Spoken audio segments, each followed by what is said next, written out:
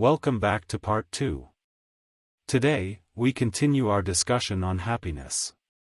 We start with some words on happiness written by little Patrick, a former 4th grade student of mine. I'm just a dumb little kid, maybe even a twit, but I know one thing. We need more happy. Old people all by themselves need happy. Little, tiny babies need happy. Poor people need happy. Men building houses need some happy. Teachers and lunch ladies need lots of happy so they can keep teaching and feeding kids. People who lost a friend or pet need happy so they can dry their tears. Singers giving out happy songs need happy times so they don't get scared on stage. Rich people in their fancy cars need happy. People in wheelchairs need happy. Folks working at the store need happy. Happy times spread. It's like when you drop a pebble into a pond. It makes ripples that spread out. Happy times can spread out, too. We all know you can catch a cold or flu. But I have news for you. A person can also catch happiness. My Papa Joe was in the hospital. I tried to help, so I sat next to his skinny bed. He stayed asleep. I laughed at the cartoon on the television. He woke up and smiled.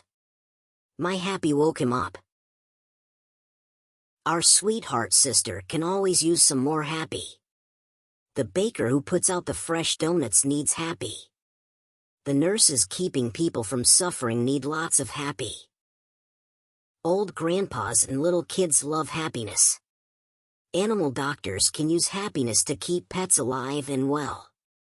Basketball players need cheers of happy to make baskets in the game. That's all I have to say today. I am so happy I am going out to play. I know little, but I do know that this world needs more happy. I'm happy you came to visit. Patrick wrote that piece of near poetry after he witnessed his father's brother get shot and permanently crippled by an intoxicated, out-of-control man many years ago. I included it here because I value and appreciate the near sunshine of optimism his young voice shared with me and now all of you. There is no greater, more worthy talk than to discuss happiness and how to achieve it in this mysterious life. So, cheers to my little pal, Patrick. I think the boy deserves some applause. People have been talking about happiness for many years, including America's founding fathers who valued it enough to make it a priority in the Declaration of Independence writing centuries ago. They called it the pursuit of happiness, which became a goal for the citizens of the new country. Here is a favorite writer of mine. Check out this incredible quotation from him. As a single footstep will not make a path on the earth, so a single thought will not make a pathway in the mind. To make a deep physical path, we walk again and again. To make a deep mental path, we must think over and over the kind of thoughts we wish to dominate our lives. I ended part 1 of this happiness discussion with this phrase. If you have given others permission to make you feel terrible about yourself, it is because you allowed it. There is an objection to this. Wait, that can't be true. What if someone physically attacks me? I didn't choose for that to happen. Good point. That was the attacker's choice to do such a thing.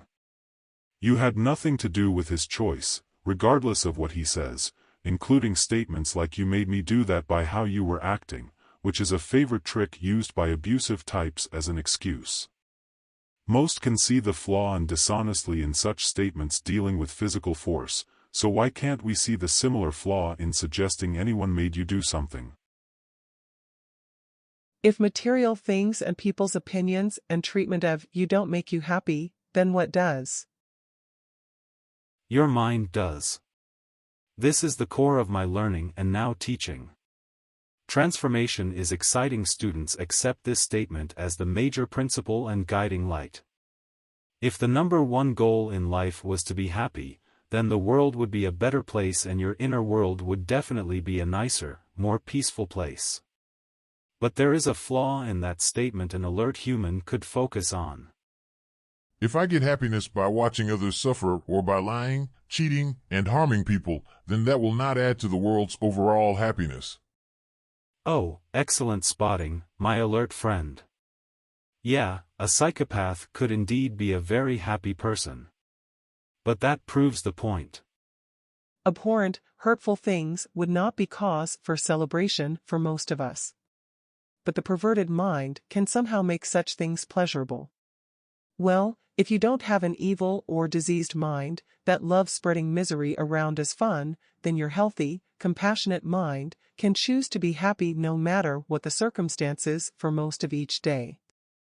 I am not talking about happiness taken to the extreme. That is seeing everything as funny and laughing at everything.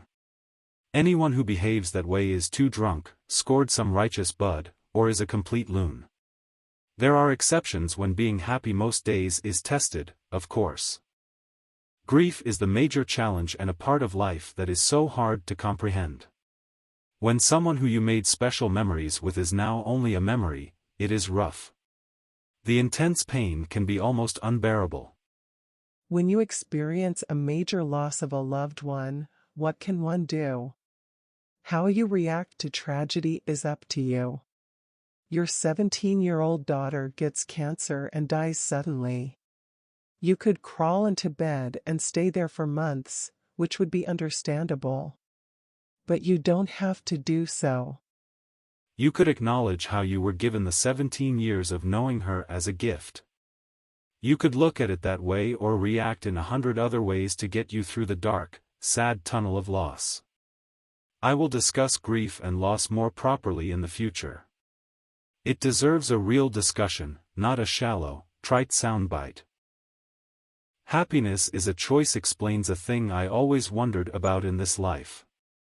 Why are some poor people who live in constant poverty and struggle still happy, jovial, and laugh their way through life?